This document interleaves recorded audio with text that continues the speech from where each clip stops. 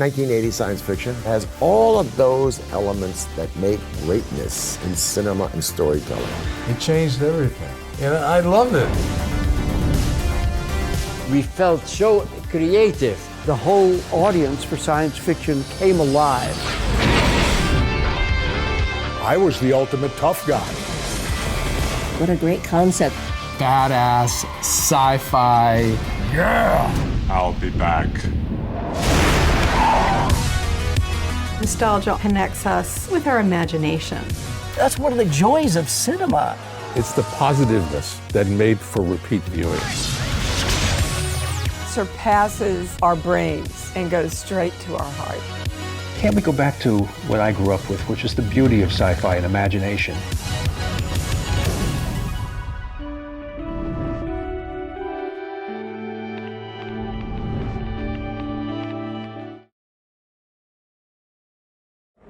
And so Voyager 2 is now a part of history, rocketing into space from its launch pad here at Cape Kennedy on this historic date, August 20th, 1977. On board the space probe are photographic images of Earth, verbal greetings.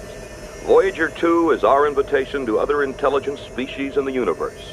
Please come and visit our planet Earth.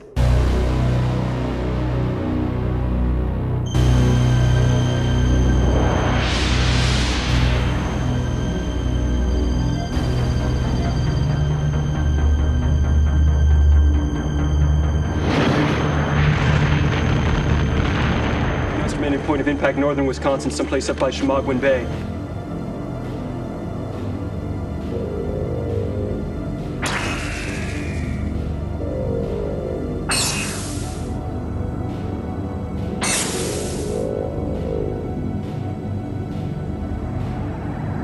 I mean, can you clone a living organism from the hair of a dead man? We're hypothesizing a technology that's probably 100,000 years ahead of us.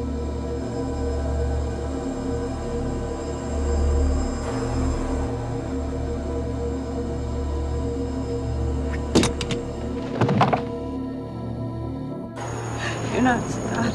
Do you seriously expect me to tell the president that an alien has landed, assumed the identity of a dead house painter from Madison, Wisconsin, and is presently out tooling around the countryside in a hopped-up, orange and black 1977 Mustang?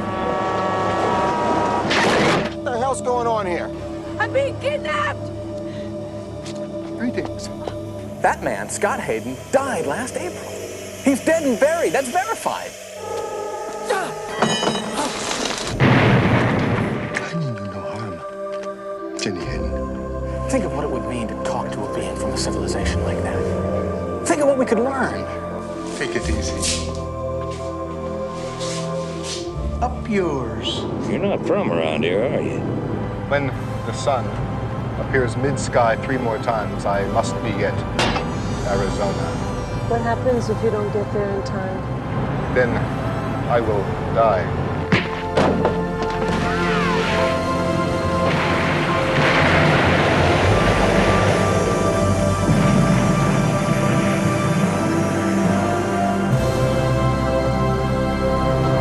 John Carpenter's Starman.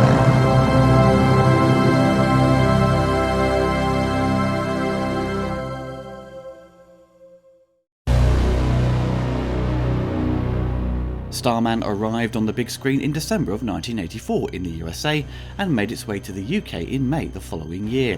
Directed by John Carpenter, best known for Halloween, Escape from New York, The Thing and the recent hit Christine, he was given a large budget for the time of $22 million. Starman would go on to earn $28 million in the USA alone. Though it wasn't a massive hit at the cinema, it was deemed a moderate success. The lead actor for Starman, Jeff Bridges, was nominated for the Academy Award for Best Actor for his role, but lost out to F. Murray Abraham for his performance in Amadeus. Critics for the most part praised the movie. Roger Ebert gave the film 3 stars out of 4 and wrote, "Starman contains the potential to be a very silly movie, but the two actors have so much sympathy for their characters that the movie, advertised as space fiction, turns into one of 1984's more touching love stories." Gene Siskel liked it even more, saying it was John Carpenter's best film since Halloween. The Hollywood Reporter said that the film had an amusing and appealing storyline and a winning performance by Jeff Bridges. However, they found the script one-dimensional in certain plotting aspects, especially in regard to the single-minded military forces, but they praised it for an uplifting and humane message. The review by Time Out was far less positive, calling it a rather lame sci-fi love story, which lacks the drive, energy and surprise which one associates with Carpenter. They continue to say the best special effects are in the first 5 minutes. Thereafter, it's all rather predictable. Starman would find a bigger audience when it came to TV and home video, which then led on to the arrival of the TV series, which only lasted 1 season. The series takes place 15 years after the film's story and features the return of the alien as a clone of a deceased photojournalist, Paul Forrester, played by Robert Hayes of Airplane fame. Starman goes to meet and guide his now teenage son Scott as they try to avoid the US government in an attempt to find Scott's missing mother Jenny. In the movie, Starman had 7 silver spheres, which were the tools of his civilization. Every time he used one, it disappeared. In the series, he only has 1 silver sphere, but this one doesn't disappear after 1 use, so basically he has unlimited ammo. The TV show aired on ABC in September of 1986 and ran for 22 episodes, finishing in May of 1987. This had no involvement from John Carpenter and would get lukewarm reviews on release and middling viewing figures, and soon became one of those forgotten shows. It will later get issued on DVD in 2012. Just recently it was announced that Starman would be getting a remake, with director Sean Levy handling the project, though in its early stages no cast or release date has been confirmed. The Starman project started development 4 years prior before the film's release at Columbia Pictures under the supervision of actor Michael Douglas, with the script written by 2 writers, Bruce A. Evans and Reynold Gideon. Before John Carpenter was approached, there were a number of other directors who were attached, with Tony Scott, Peter Hyams, Adrian Lyne, and at one stage John Badham was in the lead to direct, but then E.T. was released in 1982, which was a script Columbia rejected in favour of Starman. When E.T. came out and smashed the box office, Columbia couldn't continue with Starman after all, because they felt it was too similar, so John Badham went off and made War Games. The Starman script would be rewritten several times, and Columbia approached Carpenter after he had worked with them on Christine. John was really impressed with the concept. John read the other screenplays and said they seemed to go through an evolution of style. They were seeking a balance between science fiction and a love story. He notes that the other directors wanted to push the sci-fi approach, with the original writer's script being too cold with their screenplay, having Starman blow up the government with his ray gun at the end. The latest draft by Dean Reisner was the one that Carpenter would end up making, with the love story being the main focus. John Carpenter was eager to shed his image as a maker of exploitative thrillers. He wished to emphasise the cross-country rapport that develops between the 2 leads, like in The Defiant Ones, The 39 Steps, and It Happened One Night, over special effects. Dean Reisner was one of Hollywood's most prolific and reliable script doctors. He was best known for his work on popular Clint Eastwood movies, Coogan's Bluff, Dirty Harry, and Play Misty for Me. Despite Dean's many revisions, he didn't receive credit. The Writers Guild of America determined that Evans and Gideon were to receive credit. Carpenter said he never met those writers, nor did he shoot their screenplay. What often happens is that the Guild tend to protect the original writers. Carpenter was willing to protest, but the Guild didn't want to hear it. Once Carpenter got to work planning the production, he assembled his key creative personnel, bringing on Joe Elves, the production designer of Escape from New York, to become their visual consultant to help design the look of the visual effects. He brought on Donald Morgan, who he worked with on Christine, and editor Marion Rothman. Starlog magazine asked Carpenter why Dean Cundey hadn't returned to photograph his latest film, having worked with him on his previous features. John said he and Dean had a parting of ways, saying it may only be temporary, but there were a few problems, saying Dean's work was excellent, but before they would work together again, they would have to clear up some attitude problems. They obviously patched things up, as Dean would work with John again on Big Trouble in Little China come 1986. For the cast, we have Jeff Bridges playing Scott Hayden and Starman. Jeff was an established big name at the time, having appeared in the King Kong remake in 1976, the disastrous epic Heaven's Gate, and the special effects extravaganza Tron. Jeff would later star in The Big Lebowski, which would become the role he was most associated with. Jeff would work with a dancer to figure out how Starman would move, taking a lot of inspiration of birds and how they turn their head. He also wanted Starman to have a childlike way of thinking, as he often tries and fails in his attempts to mimic humans. Karen Allen is cast as Jenny Hayden. Karen to many is best known for her performance in Raiders of the Lost Ark. Carpenter met many actors for the part, but Karen really stuck with him. Karen, thankfully, after reading the script, fell in love with it. She really enjoyed making the film, as this road trip experience really created a family-like atmosphere with the crew. The late Richard Jekyll plays George Fox, who was tasked with hunting down Starman so the government can perform experiments on him. Carpenter was a long-time fan of Richard's work, saying he had a real presence on screen and wanted to work with him. Charles Martin Smith plays Mark Sherman, a SETI scientist, another government official involved in the case. He criticises Fox's heavy-handed approach and reminds him that the Starman was invited to Earth. Charlie had appeared previously in American Graffiti and later in The Untouchables and Deep Impact. We have Ted White as the deer hunter. Ted had an extensive career in stunt work, having worked on some of the biggest movies the past 4 decades. He even played Jason in Friday the 13th, Part 4. And we can't forget the late George Buck Flower as the cook. George has popped up in a number of Carpenter's films, getting minor supporting roles in Escape from New York, They Live, and Village of the Damned, often cast as a drunk, for example, appearing in Back to the Future as well. Before shooting commenced in late February of 1984, the cast had a 2-week rehearsal. Once Carpenter was satisfied, they set up at TBS Studios at Warner Brothers and started filming the interior sequences. The old photographs of Jeff Bridges were donated by his mother, who warned the crew that they would be in trouble if she didn't get them back or if they were lost. The majority of the shoot would take place in Tennessee, with additional scenes in Utah and for the finale in Arizona. For Starman's explosive arrival, they had to shoot it twice to get the explosion right, as their first attempt just didn't have the impact. For Starman's emergency communication for his rescue, they hung Jeff upside down. Carpenter would later say on the film's audio commentary, questioning himself on why he shot it that way, and felt the overall effect looked odd. John Carpenter was a qualified pilot and flew a helicopter for the end sequence. Carpenter apparently owned 2 choppers in his life that he would later sell due to not having the time to use them. There were reports in the press that Carpenter and Michael Douglas, the executive producer, weren't getting along. They were both baffled by this report, and John would say in Starlog magazine that Douglas was really supportive and helped with the final edit and the marketing of the movie. The film opens in 1977 with the Voyager 2 space probe being launched into space with a message of peace inviting alien civilizations to visit Earth. The probe is intercepted by an alien planet far out in the galaxy 7 years later, which then sends a small scout vessel to establish contact with Earth. As the alien craft enters Earth's atmosphere, the US government spots it and shoots it down, with it crashing in Wisconsin. The alien, in the form of a glowing ball of energy, finds the home of recently widowed Jenny Hayden. The alien flips through a photo album and finds a lock of hair from her deceased husband Scott, and makes a clone of him as Jenny watches in horror. Upon encountering Starman, Jenny faints. He then uses one of his 7 small silver spheres, which provide energy to perform various tasks, such as communication, defense, and to even heal.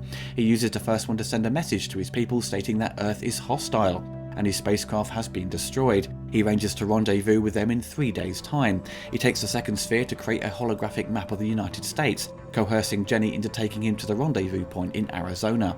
UFO specialist Mark Sherman has been contacted to visit the crash site, thinking it's an asteroid and shocked to discover it's hollow, revealing itself to be an alien craft. As Jenny and Starman travel across state, she struggles to come to terms with seeing the Starman in her dead husband's form.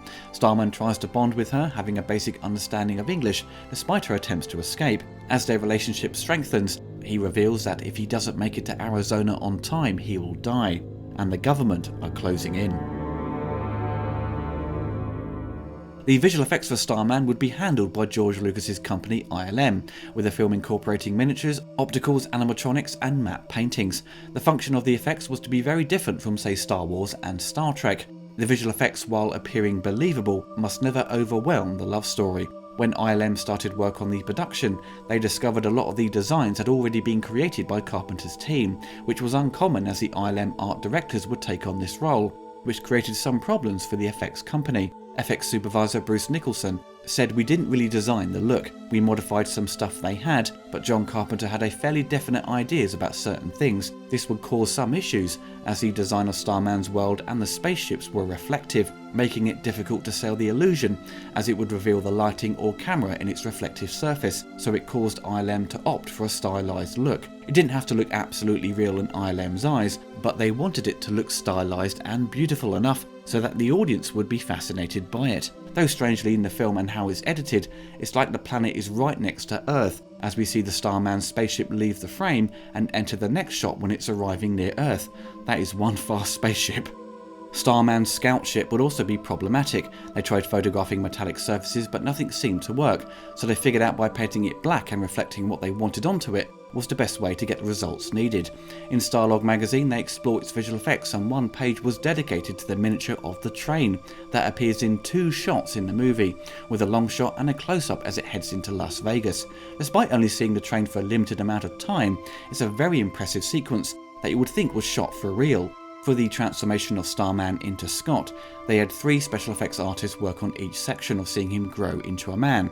Rick Baker created the puppet of him as a baby, Stan Winston had the task of making the boy stretch in size, and Dick Smith had the most challenging task of making the boy grow into an adult, with the face expanding in camera, which was done by taking a cast of Jeff and sculpting different versions and animating it. Despite the inventiveness of this effect, it is the weakest aspect just down to the limits of the technology at the time.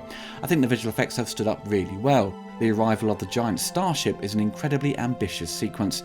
It's a daytime shot with opticals, making it a challenge to hide the matte lines. My favourite part is seeing the opening shot of the planet. It's just eye-popping and flawless to me. Superb work from ILM.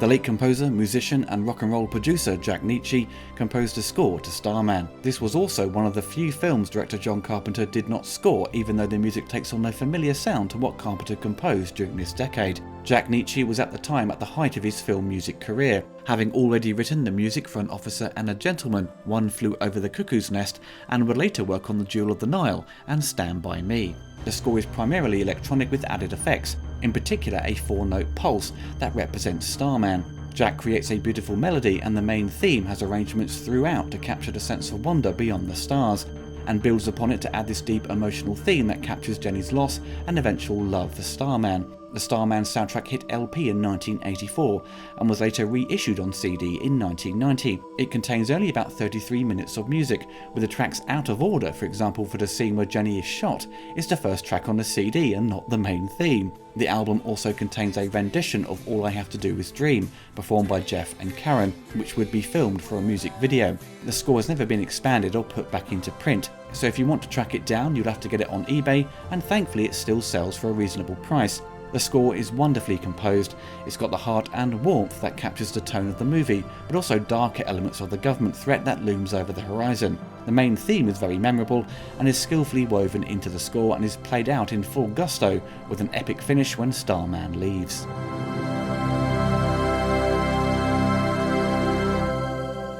Starman is probably one of John Carpenter's films people often forget about. When you think of his catalogue of work, you instantly think of Halloween, Escape from New York, The Thing, Big Trouble in Little China, They Live, and perhaps you can throw in Assault on Precinct 13. People just seem to talk about those films online or in various articles when exploring the director's career. But Starman was released during the height of his powers in Hollywood and was received extremely well by the critics, though it didn't set the box office alight, which was common with Carpenter's movies during this time and on into the 90s. Carpenter was best known for horror and science fiction. Come Starman, it of course has sci-fi elements, but its main focus was as a romantic comedy, which was a complete change of pace for him, and it demonstrated how versatile he was as a director. But I think it's due to its love story narrative, it didn't find itself with that cult-like status. I saw Starman once on TV growing up. It's one of those Saturday afternoon movies. You'd catch it flicking through the channels. I remember enjoying it for what it was at the time, then I just forgot about it. Then I discovered it on DVD in the early 2000s, and revisiting it back then I found it to be one of Carpenter's best movies, because it has a strong emotional arc to it, and one that took you on a journey and keeps you fully invested in seeing Starman get home. It of course has those E.T. vibes, with an alien visiting and needing to return to his home planet. Most of Carpenter's movies are played straight, dealing with different themes as well, but they never gave me an emotional connection though. In some cases that is not what the movie is trying to do, but Starman is the only Carpenter film that made me well up when I saw it at an older age, and still to this day it gets a strong emotional response from me by the end. With it being a romantic comedy, It's not shot like a traditional one at all. When it comes to the comedy genre, they often take on a familiar look. They don't tend to shoot in anamorphic widescreen. They often look more flat and are designed with less focus on the visuals, but more the comedy value that comes out of the performances. Carpenter is such a pro with the anamorphic frame. Every shot he takes advantage of the scope, and he plays things out in long takes and fills the frame, not wasting a shot. It's good to see Carpenter not change his style to fit another genre. It has the romance and comedy all wrapped up in a classic Carpenter movie. Jeff Bridges certainly provides a fantastic performance. There's a bit of clue from Tron in his Starman portrayal. I love how he moves, the little dance he does as he watches the old home movies, and how he talks. I love the simplicity of it, not having to create an alien creature, but just to have this actor act alien in a way by adjusting his movements and facial expressions. It really sells the idea that it is an alien impersonating a human. There are sides to him where he acts very childlike and innocent, and when he gets into trouble you really feel for him. You don't want him to get hurt. Seeing Jenny making the decision to potentially leave him on his own to make his way back to Arizona, you have this great sense of worry that he might not make it. I'm whinging at the TV saying, "Don't leave him." Karen Allen is just flawless throughout, having to play a very distressed woman grieving for her lost husband and then being dragged across America with an alien impersonating him and eventually falling in love with him. It's a tough role and she glides through the movie like a pro. For the SETI advisor Michael assisting the government to track down Starman, it was nice to see him play it straight and not play to be a goofy sort of nerdy character who acts over the top and eccentric. A typical sort of guy you would find on the X-Files or something of that nature. Here we have a guy played very down to earth and logical with his arguments with his superior, and once he is confronted with Starman and knowing what the government intends to do with him, he lets him go. The film throws in some action sequences, but they aren't really necessary. They don't distract from the story, and it's fun to see Starman use his tools to fight back or escape from a situation. The journey, i.e. the road trip and seeing Jenny connect with the alien, is what keeps you invested, and moments of peril are essentially roadblocks to slow their journey down. The film runs just under 2 hours. You could argue it runs a tad too long, but I think if they trim stuff out it may result in the relationship not being given enough time to develop. You need to have a decent amount of time for Jenny to understand Starman's situation and for him to learn of her loss and to support her. They both need each other by the end. The love scene that results in Jenny finding out she will have a child. It's revealed a bit earlier on that she couldn't have children, but Starman with his abilities has made it happen.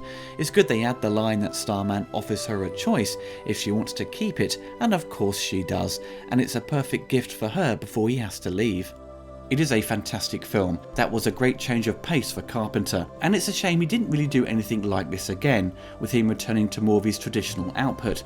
You could argue that it's not that rewatchable. I don't mean that to sound too negative. It's a film you would watch every few years. It's not like They Live or Big Trouble in Little China, which you can slap on a few times a year. Starman gives you a great experience, but you have to give it some time to revisit it with a fresh pair of eyes now and again. Rom-coms or straight-up romantic movies aren't really of major interest to me. Some I find too cheesy or a bit too soppy for my liking, but Starman, along with say Somewhere in Time, are perfect for me. They have romantic elements that really work, and they don't seem desperate in their attempts to get an emotional response from you. They are far more subtle and skillful in that department. It's heartbreaking by the end of Starman with him having to leave her. She desperately wants to go with him, but she will die on his home planet, but we know she is not alone, as she will bear his child. So despite the sad departing of Jenny and Starman, it does have a happy ending, which is good, because I would be really upset if it didn't. It's a touching movie that is certainly very underrated and one of John Carpenter's finest movies of the 1980s. Tell me again how to say goodbye. Kiss me. And tell me you love me.